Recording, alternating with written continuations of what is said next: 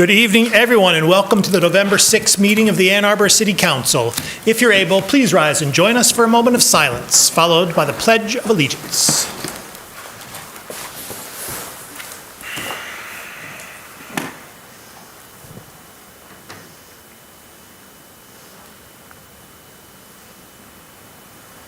I pledge allegiance to the flag of the United States of America and to the republic for which it stands, one nation, indivisible, with liberty and justice for all. Would our clerk please call the roll of council? Councilmember Dish? Here. Councilmember Harrison? Councilmember Watson? Here. Councilmember Malik? Here. Councilmember Radina? Here. Councilmember Ghazi Edwin? Mayor Taylor? Here. Councilmember Iyer? Here. Councilmember Ackman?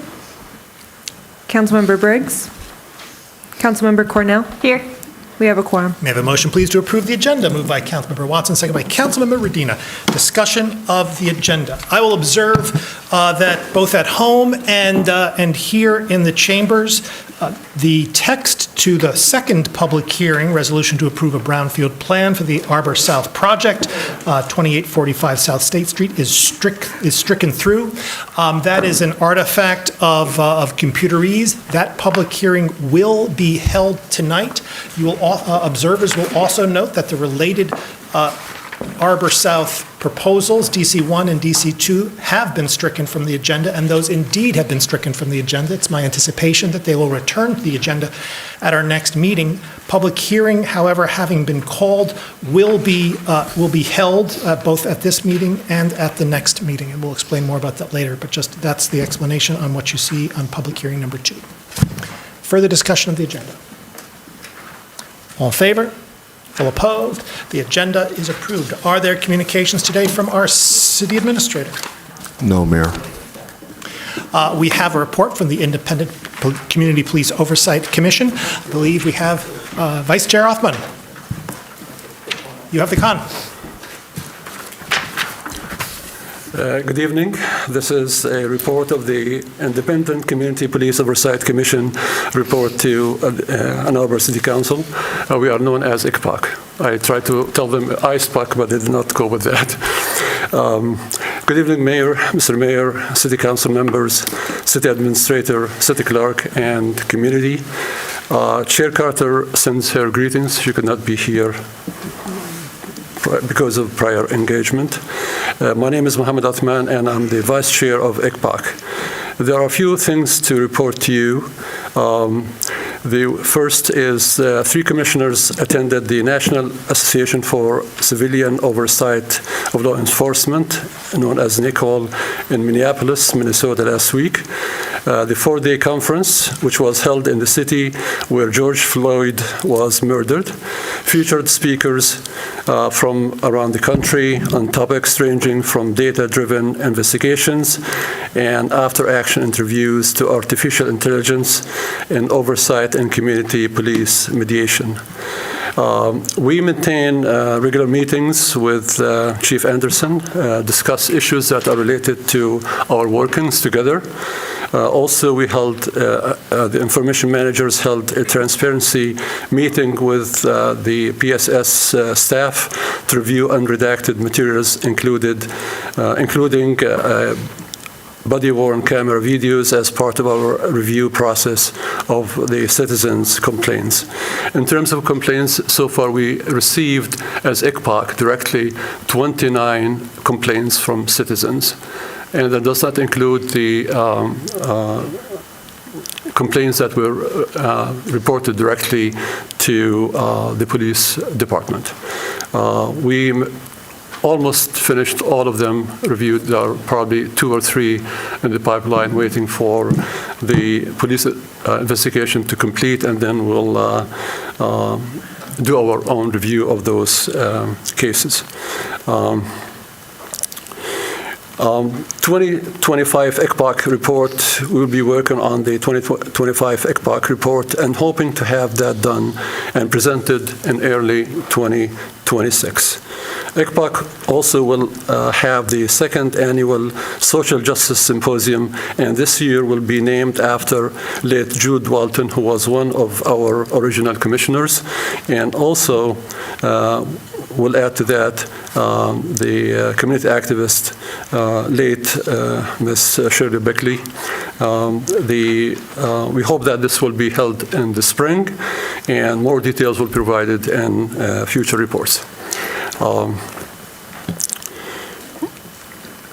I had a chance to sit on two presentations of record management systems, RMS vendors, and reviewed all four systems. I provided my feedback to AAPD.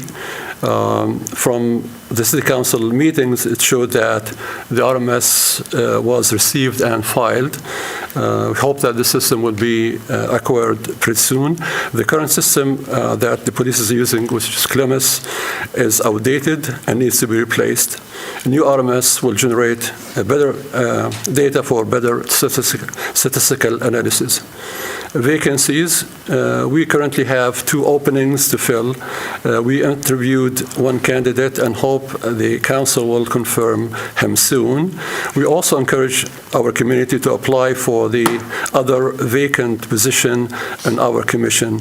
I would really encourage the young to apply, because if we look at the composition of our ECPAC commissioners, we are the retired and aged. We need new blood to deal with issues related to young, if they have different type of complaints than us. The other thing we are working on is we are trying to bring our regular meetings to the community. We are working on having our April meeting to be held at the Islamic Center on Plymouth Road.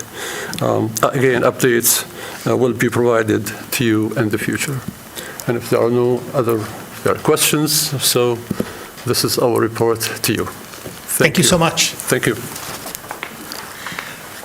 We now come to public comment reserve time. Public comment reserve time is an opportunity for members of the public to speak to council and the community about matters of municipal interest. To speak at public comment reserve time, one needs to have signed up in advance by contacting our city clerk. Speakers in all instances will have 3 minutes in which to speak, so please pay close attention to the time. Our clerk or the time clock will notify you when 30 seconds are remaining and when your time has expired. When your time has expired, please conclude your remarks and cede the floor. Our first speaker today is Peter Eckstein.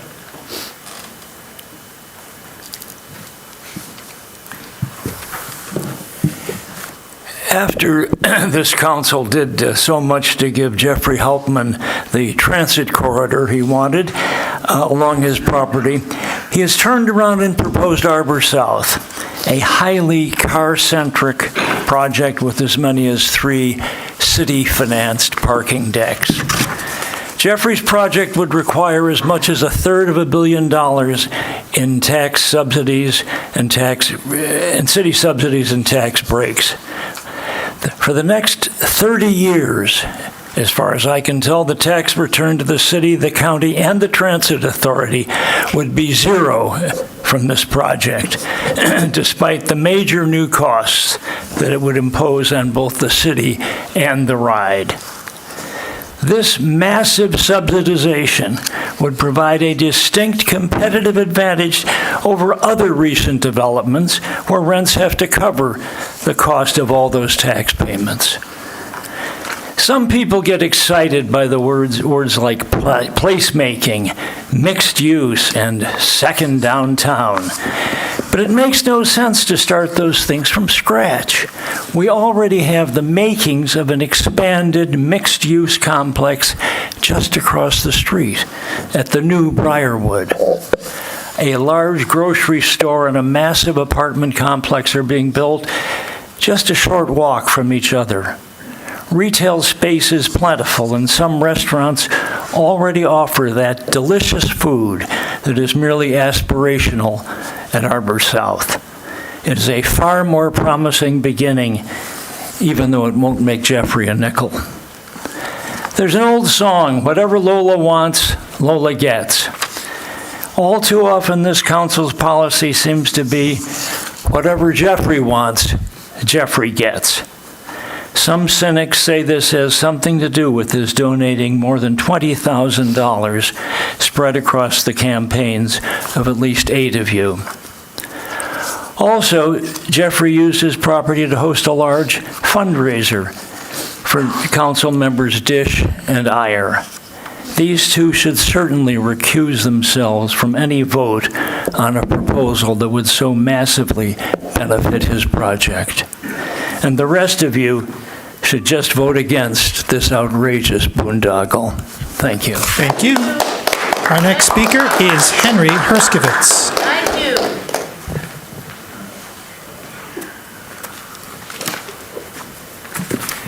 Good evening. Ann Arbor High School students are mandated by our state government to learn about the Holocaust. I've addressed council on this topic several times, so perhaps a review for these students is warranted. I consider myself a student as well. So when I offer the following facts about this Holocaust, I'm prepared to stand corrected if superior facts are produced. Fact 1, there exists no photographic evidence of a homicidal gas chamber's use. This means that no one can produce even a single wartime photo of a homicidal gas chamber. Fact 2, French Prime Minister Charles de Gaulle, British Prime Minister Winston Churchill, and Supreme Allied Commander Dwight D. Eisenhower each published their wartime memoirs about 10 years after the war. In the 7,000-plus pages written combined, there exists no mention of gas chambers, 6 million Jewish deaths, nor any reference to an extermination plan for European Jews. Fact 3, atrocity allegations of soap from human fat, lampshades, and leather pouches from human skin have been debunked by Yad Vashem, Israel's Holocaust Museum. So there were no soap bars made from Jewish fat, no lampshades nor leather pouches made from human skin. Fact 4, the word Holocaust, spelled with a capital H, as referring to the alleged treatment of Jews in World War II, did not appear in any American dictionary until the late 1970s, at least 30 years after the war ended. Fact 5, the Auschwitz work camp was liberated by the Soviets in 1945. Quickly afterwards, stone tablets were erected stating, quote, 4 million people suffered and died here at the hands of the Nazi murderers between 1940 and 1945. But in 1990, after the fall of the Berlin Wall, this number was reduced to 1.1 million, and the number is still debated. Yet, the mandated figure of 6 million remains. These 5 facts need to be scrutinized and possibly corrected, for revisionists are fallible. My understanding is that revisionists are willing to be corrected. Will those promoting the orthodox narrative say the same? Thank you. Our next speaker is Mark Skirbo.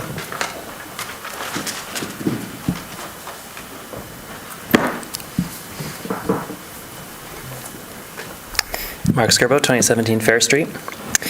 In 2023, I celebrated as this council passed a resolution committing to changing the most dangerous roads in our city, those with 4 or more lanes. In March of this year, a mother was killed crossing Plymouth Road, where it has 6 lanes. Joanne Rogers survived cancer, but she was killed by a traffic engineer. She and the more than 34 other people who have been injured or killed on our streets just since you passed that resolution are not just numbers. They are our neighbors and our friends. Some might say, well, only a few people have died. For a minute, can you imagine surviving a crash, but spending the rest of your life with chronic pain? To be unable to walk ever again? What if you were a young driver who made a mistake and killed your classmate? How would you live with that guilt? City Council, Administrator Mahoney, this cannot be business as usual. I know you all care about road safety, but it is not enough to care. You must act. The city declared Vision Zero 10 years ago, a goal that says safety, people's lives, are more important than car speed. Since then, you've made a dozen plans and have spent millions of dollars and more consultants, and yet city staff still don't understand the fundamental assertion of Vision Zero. Staff requested that the latest study's recommendations should avoid persistent network lock and freeway queuing, and the consultant's current plan is delivering on that goal of balancing congestion with the lives of people. The non-negotiable baseline of this analysis needs to be streets designed for slow speeds. The open question is where to put roundabouts and bus lanes. Your job as council members is ensuring the administrator is creating the outcomes you've prioritized, like 0 serious injuries on our streets. And Administrator Dohoney, you're responsible for ensuring your staff enable those outcomes. I hope you have a plan to spend the $500,000 that council allocated for quick builds to diet a multi-lane road this year. I recommend by starting with Stadium Boulevard in front of Pioneer High School. Bike lanes exist and then disappear for 1 block in front of the school, and that's just to add 2 more car lanes. Paint and flex posts are not long-term solutions, but they are just about the only thing you can buy and install for $500,000. I'd ask the Transportation Department, what are the barriers to removing excess lanes right now? I'd love to meet with you and ask, how do you need to be supported to create a safe transportation system? I understand that it's easy to say somebody else is working on it, or you just have to have patience. We're looking into it, but while you're looking into it, someone else's parent is being killed. On a final lighter note, a friend and longtime townie recently told me that instead of a road diet, we should call it a road buffet, because you can enable more transportation options for everyone. Let's get to work on making Ann Arbor safe for all. Thank you. Thank you. Our next speaker is Jeremy Haley.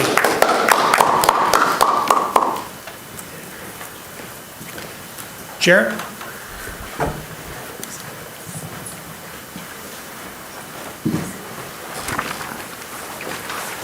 I'm bumping into nobody. Jeremy Haley, Ypsi Township. Good evening, everyone. Little throwback to the last time I was here about Sigmund Freud and this is seduction theory and how he changed it to blame it on to the victims. So he was the inventor of modern day gaslighting as we know it. And he did that in reason to protect the pedophiles that he was in relationship to or knew at the time, because it was his superiors that made him change his theory, because they didn't like the outcome. And when it comes to marketing, propaganda, it's psychologically based. They use psychology to manipulate you to want or do things, if you know it or not. And about 100 years ago, there was a marketing campaign called Torches of Freedom. And it was a campaign to sell a product. It was marketed to women. And they sold it to women as, you want to be equal with men? Have a cigarette. And it was Edward Bernays who did it. And he was a nephew of Sigmund Freud. And he paid women, high-class women at the time, which you call high-class women, to walk around some of the big cities and smoking cigarettes, to campaign to other people that it's okay for high-class women to have cigarettes, it's not just for lower-class women. All women can do it, and you can be equal as the men. They sold it as you can be as equal as the men campaign. And he went on to do several other campaigns to sell products for other companies. He was actually asked by the Nazi Party in the 30s to campaign for them, but he did not. Fortunately, some other American companies did help them out. And all I'm saying is we have to be wary of what we're given, how it's given, ask questions about it, and not be so willing just to take it for what it is. And to be willing to take that step back and look at it objectively to make sure we're not being sold something that could be a lie. Because it has hurt many people over the years, how psychology has been used to manipulate people, sell products, to get kids addicted to TV with all the flashing colors, flashing screens.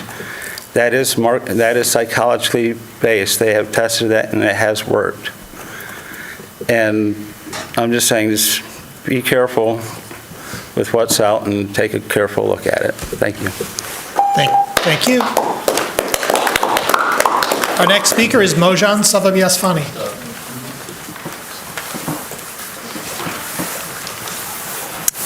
Hello, Ann Arbor.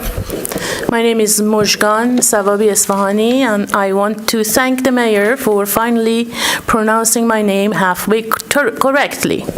It's much, much improved. Of course, after 10 years, it would have to be expected.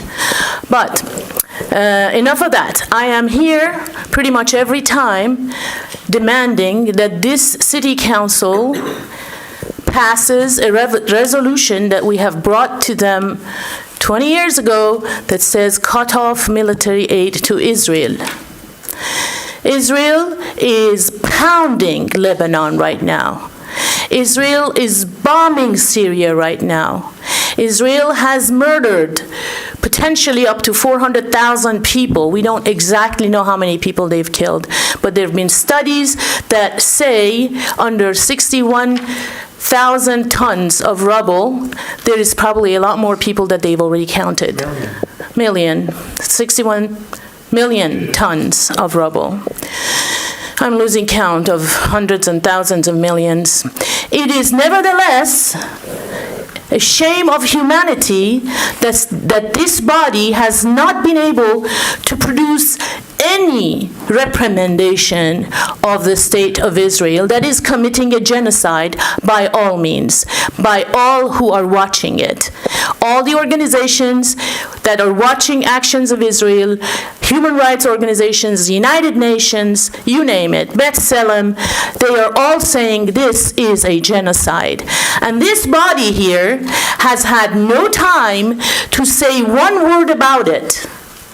Stop this genocide. There's a lot of young people here. I hope that they will demand that of you. People who are being killed and tortured and raped in Palestine right now are the same age as those of you who are watching me now. Stand up and speak up. You see how it really brings you success when you stand up and you speak up. You see how Zohran Mamdani won New York City mayoral race against a pig who's also a sex offender. They've kicked his ass out. Now he can get down to the business of fixing New York City that is not suitable for anyone except billionaires to live in. In that way, New York looks a lot like Ann Arbor. In Ann Arbor, we have this city council that has been sitting here for decades and done nothing about affordable housing, although they talk about it a lot. But they have produced very little affordable housing. We can change this, Mayor, and have another one who will do it. All right, thank you for your attention. Thank you. Free Palestine! Free Palestine! Thank you. Speak it! Free Palestine! Thank you. And we will come back to remove you, Mr. Mayor. Thank you. Our next speaker is Blaine Coleman. Thank you.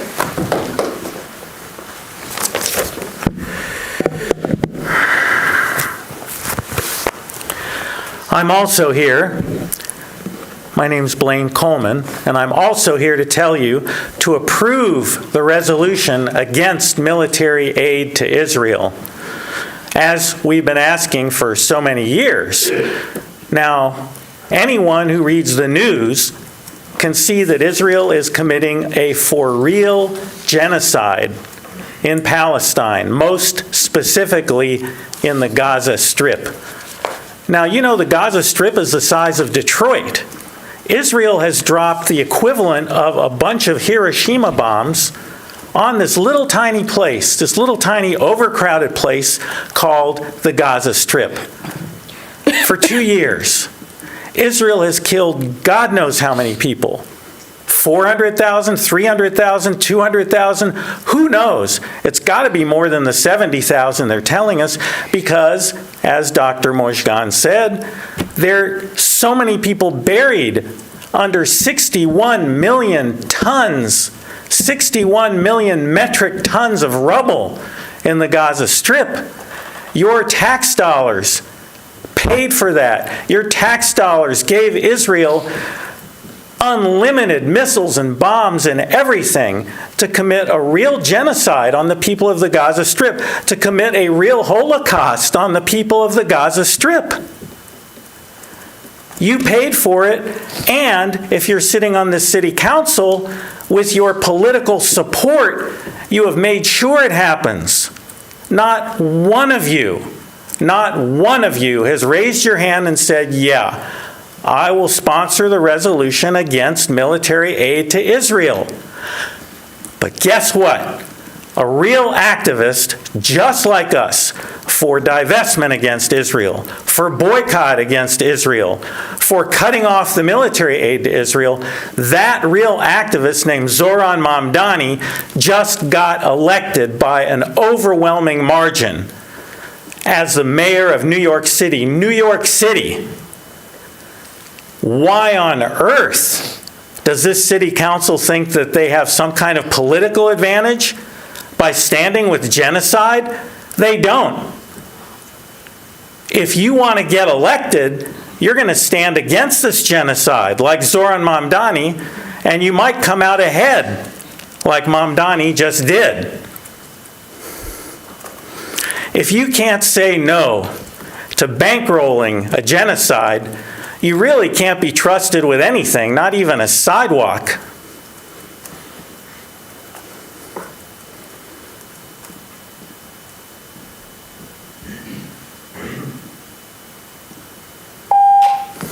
Thank you. Are there communications today from council? Councilmember Cornell. Thank you. I just want to ask folks to save the date that our Midnight Madness and holiday celebration down on Main Street is scheduled for the first Friday in December, December 5th. A lot of the merchants will have special events going on. They're activating their spaces in various ways. Lots of family-friendly activity. I can confirm that you can come and make a magic holiday wand for free with your family at the Ann Arbor Art Center.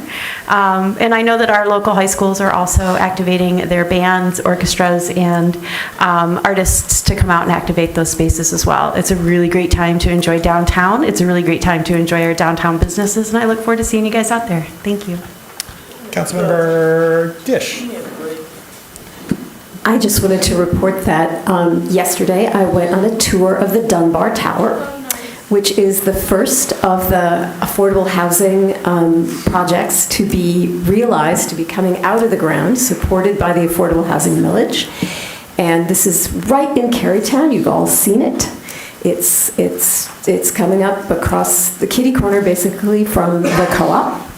And our tour started in the basement, well, not in the basement, on the first floor, which has a beautiful community room, space right now, but I could imagine what it was going to look like as a room. And then we went all the way up to the 6th floor, and the views from the 6th floor of the Dunbar Tower are going to be stunning. And if the residents would let me, I would go and do my laundry there, because that's one of the facilities that's on the 6th floor. And there's also a community room. And I love that that project is going up, and it's going to have as good or better a view than another project that is not at all affordable in the same area. Councilmember Malik. I had the delightful opportunity last week to tag along on a city compost bin pickup route. Starting at the crack of dawn, I hopped in a city compost truck with Matt from our public works staff. Over the next 8 hours, Matt and I proceeded to grab 452 carts, totaling 8.24 tons of food and yard waste destined for our city's compost facility. Needless to say, I had a blast cruising around Ward 2, living out my childhood dreams of riding in a garbage truck.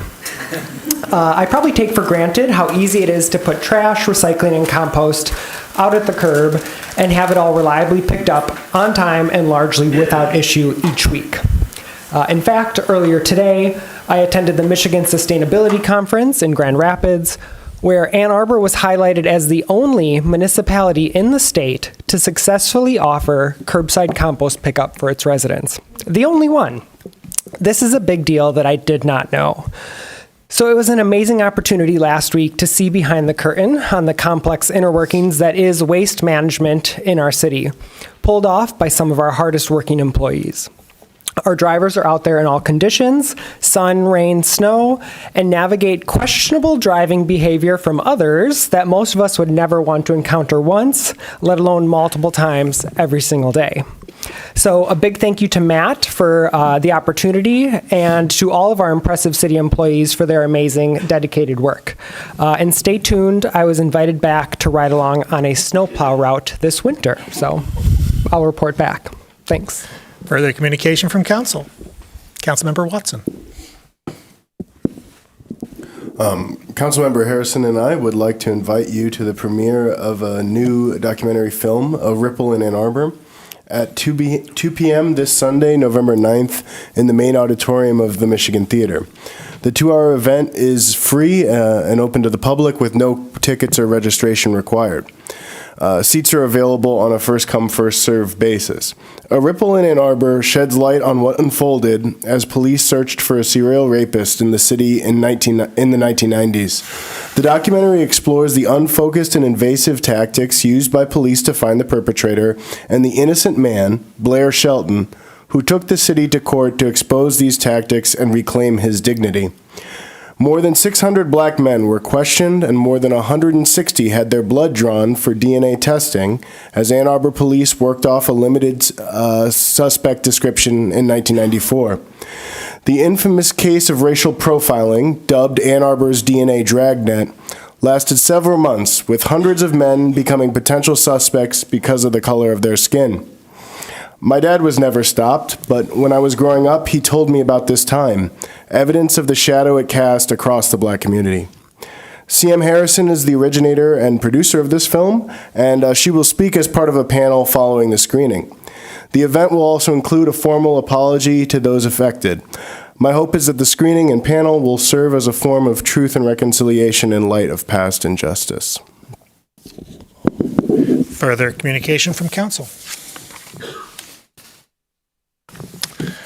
I know a couple of council members and I had the pleasure of attending the opening of the Barton-Bandemere Tunnel, connecting important portions of the border-to-border trail, enabling folks to get from Bandemere out of the city to Huron Parkway in a way that avoids crossing over the railroad tracks. It's an effort, another effort to improve city infrastructure in a way that promotes safety, connectivity, and outdoor engagement.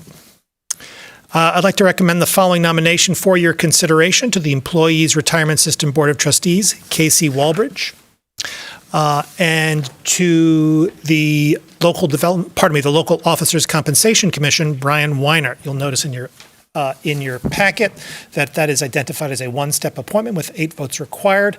I'm merely offering it to you for your consideration today since there are 7 of us and no 8 votes. However, with 7, we can move forward on the resolution to appoint Wayne Powell to the Airport Advisory Committee as a non-registered elector. May I have a motion, please? Moved by Councilmember Cornell, seconded by Councilmember Redina. Discussion, please. All in favor? All opposed? It is approved with 7 council members present, thus satisfying the 8-vote, 7-vote requirement. We now come to we now have the consent agenda. May I have a motion, please, to approve the consent agenda? Moved by Councilmember Dish, seconded by Councilmember Malik. Discussion of the consent agenda. May I have a removal of CA 11, please? Removed by Councilmember Redina. Further discussion of the consent agenda. Councilmember Redina. May I also pull CA 6 for a couple of questions, please? CA 11, CA 6. Further discussion of the consent agenda. All in favor of the consent agenda? All opposed? The consent agenda is approved with the exception of CA 11 and CA 6.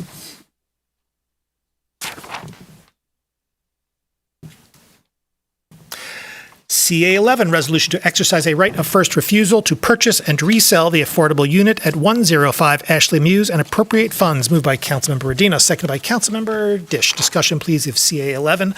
I will observe that 8 votes are required to approve this item, and so I'd request its postponement until the next meeting. Postponement moved by Councilmember Malik, seconded by Councilmember Dish. Discussion. All in favor? All opposed? It is postponed. CA6, resolution to prohibit on-street parking on the south side of Brockman Boulevard from Brock Court to Ferdon Road. Moved by Councilmember Radina, seconded by Councilmember Cornell. Discussion, please, of CA6. Councilmember Radina. Thank you, Mayor. I just wanted to ask a couple of questions of staff. I have a constituent here with us this evening who was planning to speak, but I caught him before the meeting, and when I told him I was going to speak and ask some questions, he declined to speak at the beginning of the meeting, but sent an email to me earlier. I just wanted to make sure that we had some visibility on kind of his concerns as this project moves forward. I know that this is a project that staff has been working really hard on to make sure that we have sidewalks on both sides of the street along Brockman, and have also been able to work with the residents to develop a plan that not only preserves all of our beautiful street trees and tree canopy there, but also will narrow the street and slow traffic down in what has become kind of a cut through in that neighborhood. I understand that in order to accomplish this, we need to narrow the street down to about 22 feet, which is not standard for the project, but I was wondering if staff could speak a little bit to how we got to that width, and then also if there are other streets in the city that kind of follow that same model. Hi, I'm Nick Hutchinson. I'm the city engineer. I can speak to that a little bit. How we got to that width is that's the amount of space that we needed to narrow the road in order to create space for a 5-foot sidewalk and for a buffer in between the sidewalk, a lawn extension area, if you will. After several meetings with the public, we settled on that solution as a compromise so that we could avoid most of the tree removals on the project, and also be able to put the sidewalk a little bit further away from people's houses on that side of the street. In terms of other locations, there are other streets this narrow with parking on one side. One of the examples that was just done last year is Page Avenue over on the other side of Packard. We have a very similar width over there. And to date, we have not heard any complaints about issues with people being able to get in and out of their driveways. Thank you. And then I also know that, this particular constituent, there are a few of them that are kind of like on a curve on the street. And his concern is kind of with the narrower width and parking across the street from his driveway, whether or not the conditions in that particular area would allow for him to safely exit and enter his driveway. And I guess I just wonder if you could talk a little bit about what the process will be for finalizing this design, and then also ensuring that, everybody on that street is still going to be able to have safe access to their driveways. Sure. So we've run what in the engineering world we call a turning template, which is how we analyze how vehicles can move around corners and in and out of driveways and things like that. And based on that, it appears that the driveway will be accessible. It'll be tight. The whole road will be tighter than it was before. But it looks like it'll be feasible at that driveway to be getting in and out. If after construction there are issues at that location, we can always look at prohibiting parking on one side of the street, like in one spot in that area to allow for vehicles to get in and out if there is not enough room. And they can do that by contacting city staff, and we can analyze that and work through that process. Thank you. I appreciate that, and I also just want to express my gratitude to staff. I know that staff has worked really hard on this project to make sure that the community was involved in that process, and this was, I think, a really great outcome and compromise for everyone, and I'm glad that staff is still kind of paying attention to those remaining concerns that might be out there as this project continues. So thank you very much. Further discussion? Thank you. Further discussion of CA6? All in favor? All opposed? It is approved. We now come to 2 public hearings on the agenda. Public hearings are opportunities for members of the public to speak to council and the community about the specific subject matter of the public hearing. To speak at a public hearing, one need not have signed up in advance, but your speech must relate to the specific subject of the public hearing, that is to say, the item on the agenda to which the public hearing relates. Speakers in all instances will have 3 minutes in which to speak, so please pay close attention to the time. Our clerk or the time clock will notify you when 30 seconds are remaining and when your time has expired. When your time has expired, please conclude your remarks and cede the floor. Public hearing number 1, an ordinance to amend Chapter 40, Trees and Other Vegetation of Title 3, Parks and Public Grounds of the Code of the City of Ann Arbor.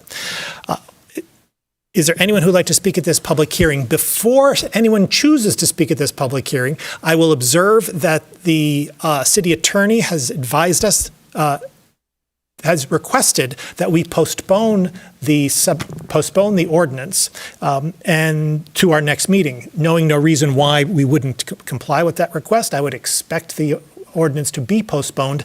This public hearing will occur at both this meeting and the next meeting. Therefore, to speak at this public hearing today means that you cannot speak at the next meeting when the resolution will be considered. Is there anyone who'd like to speak under those circumstances at this public hearing? Myself. Okay. First, I want to start with a quote from Ken Burns, who's weighed in on the comprehensive plan earlier. The best arguments in the world won't change a single person's point of view, he said. The only thing that can do this is a good story. Good stories are a kind of benevolent Trojan horse. You let them in and they add complication, allowing you to understand that sometimes a thing or its opposite are true at the same time. So, Chapter 40. Someone mentioned that they'd brought a recommendation forward 20 years ago. I want to say that I have bested them because March 10th, 1998, I wrote a letter to Mayor Sheldon and others regarding an amendment to Chapter 40, and that was that we should have proactive enforcement of Chapter 40 in the school walk zones. So I will submit that in writing again. My story is that on Halloween night, 60-plus years ago, my neighbor was hit by a car. The car was not going more than 5 miles an hour. It wasn't speeding. It wasn't a wide road. There was overgrown vegetation on the corner. The neighbor boy, who was a couple years younger than me, so probably about 8 years old, was in a body cast from here to his knees. Back in those days, you were in a body cast for about 6 months if you had a broken hip. It's not like today. So I have always been concerned about pedestrian safety. Just want to show a few visuals here. I hope that when we educate about Chapter 40, we don't do something like this. This is what we did with the crosswalk ordinance. Pedestrians rule. We know based on the data what that resulted in. We have something from Federal Highway Administration, also on pedestrian safety. They say, always follow these steps when crossing a street. Before crossing, stop at the curb, edge of the road, or corner before proceeding. Look left, right, left, blah, blah, blah. So basically, everyone has responsibility. It's not any of this, how does Ann Arbor measure up? Because we don't care how Ann Arbor measures up. We want people to be safe. Lastly, we have an opportunity to educate the public about Chapter 40. We can do that with something like this for snow removal. We can do it with something like this for refuge. We just approved a $271,000 contract with Ice Cream Boys Company, and I'm sure in addition to snow removal, he can deal with vegetation for $271,000. Have a good evening. Thank you. Is there anyone else in House who would like to speak at this public hearing?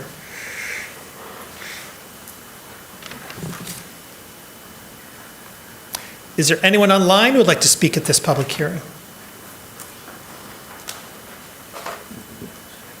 No one with their hands raised, Mayor.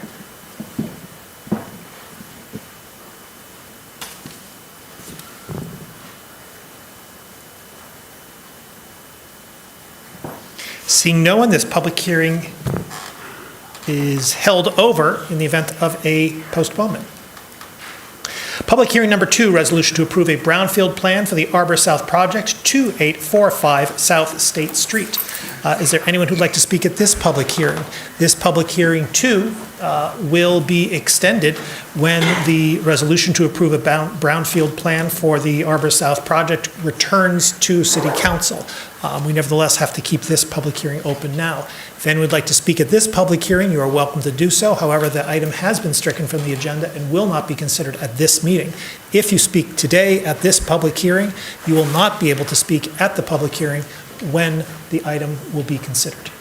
Is there anyone in-house who would like to speak at this public hearing?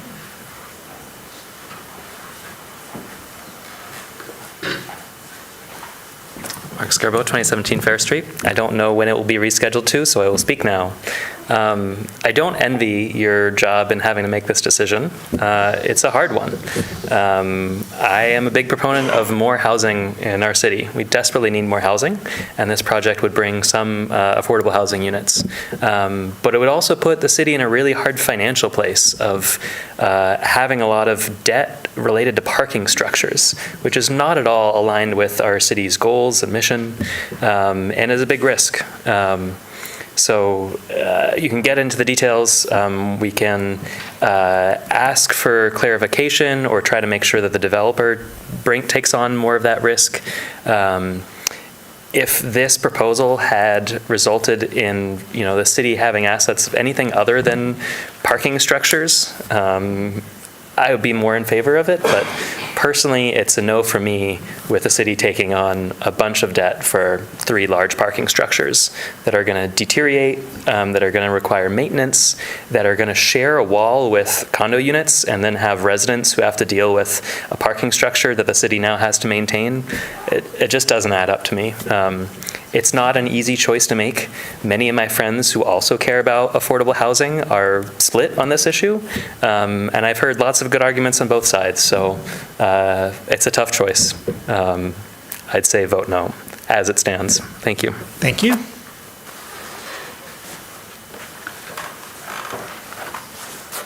Jeremy Haley, Ypsi Township. Who's paying for the cleanup of the site? That's what I'm kind of wondering. Is it going to be the developer? There's going to be grants or from the state, city? Who's going to be doing all that? My concern also is the parking structures on the site getting bonded out to the city.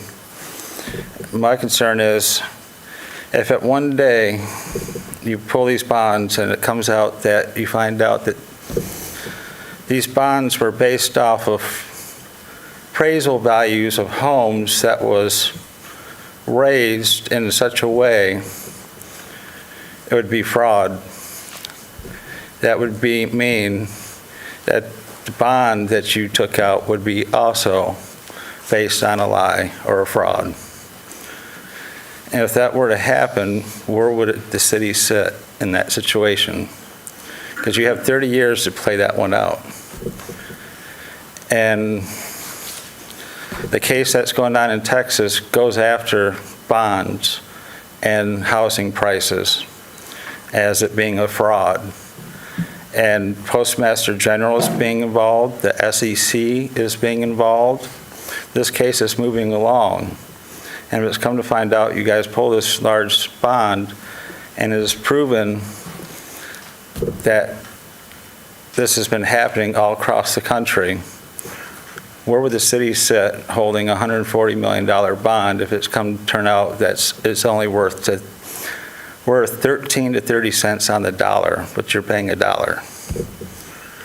How would the residents feel if they're online for that much money? And really, if you divide the number of residents you have with $140 million for homes, that's how much each home is on the hook for out of the $140 million until it's all said and done and paid for. Thank you. Thank you. Is there anyone else in house who would like to speak at this public hearing? Is there anyone online who would like to speak at this public hearing? Lisa Jevons, please press *6 to unmute. Hi, Hi, this is Lisa Jevons. I live at 1054 Martin Place, Ann Arbor. I urge you to table anything that has to do with the Arbor South project until you have assessed the risk to our community. For example, the 777 Eisenhower building is optioned by U of M, which has a right of first refusal to purchase it through 2029. When this was brought to the attention of our councilman, Travis Redina, this morning, he had to check with the lawyers about this new fact. The lawyers said that 777 Eisenhower was not part of the project, but it is clearly shown on your own Engage website map and has been there since the beginning. Do you understand the details of what you are voting on? The role of the university here needs to be clarified. Also, have you done your due diligence regarding Oxford? This company is tanking due to the lack of demand for office space. Its financial information is public and is not on solid footing. Why is a 5-figure campaign donor getting special treatment for his failing company? I would love to know the answer to that. Have you assessed what it might mean for the city to expose itself to $300 million in bonds for one project? This is twice the amount that the public was told in all previous meetings on this topic. Has anyone done any risk management on this?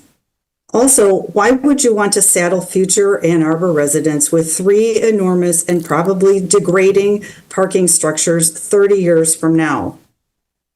If you want the 200 affordable housing units, why not use the $17 million from the sale of the Klein lot? Buy a chunk of Arbor South land from Oxford. They would probably welcome the cash. Then use our tax millage money to build affordable housing there. This would not put the city at risk and would accomplish public goals.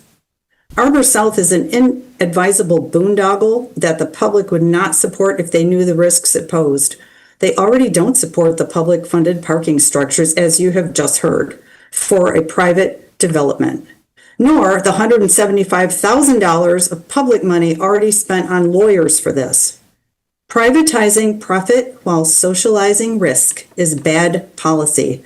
I am shocked that you would even entertain such a scheme, such as Arbor South in the first place, and I hope when the time comes you all vote no. 30 seconds. Thank you. Thank you.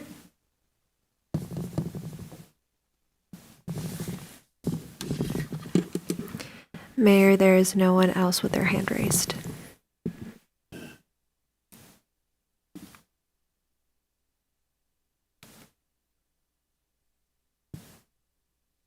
Seeing no one, this public hearing is closed. May I have a motion, please, to approve the regular meeting minutes of October 20, 2025? Moved by Councilmember Watson, seconded by Councilmember Iyer. Discussion, please, of the minutes. All in favor? All opposed? The minutes are approved. B1, an ordinance to amend Chapter 40, Trees and Other Vegetation of Title 3, Parks and Public Grounds of the Code of the City of Ann Arbor. Moved by Councilmember Cornell, seconded by Councilmember Dish. Discussion, please, B1. Councilmember Cornell. I would like to move that we postpone this agenda item based on the recommendation of transportation staff in order to allow for more time for staff to provide feedback for council to consider on this. For postpone it, did you say till the next meeting? I would, yes. I did not say that, but that was my intention. Thank you, sir. Awesome. Is there a second? Seconded by Councilmember Malik. Discussion of the postponement. All in favor? All opposed? It is postponed. Observing that DC1 and DC2 are no longer on our agenda. Ms. Cord, do we have the pleasure of a closed session today? We have before us the clerk's report of communications, petitions, and referrals. Can I have a motion, please, to approve the clerk's report? Moved by Councilmember Cornell, seconded by Councilmember Redina. Discussion, please, of the clerk's report. All in favor? All opposed? The clerk's report is approved. Is there communication today from our indomitable city attorney? No, thank you, Mayor. May I have a motion to adjourn? In the absence of public comment overflow, may I have a motion to adjourn, please? Moved by Councilmember Dish, seconded by Councilmember Malik. Discussion, all in favor? Opposed? We're adjourned.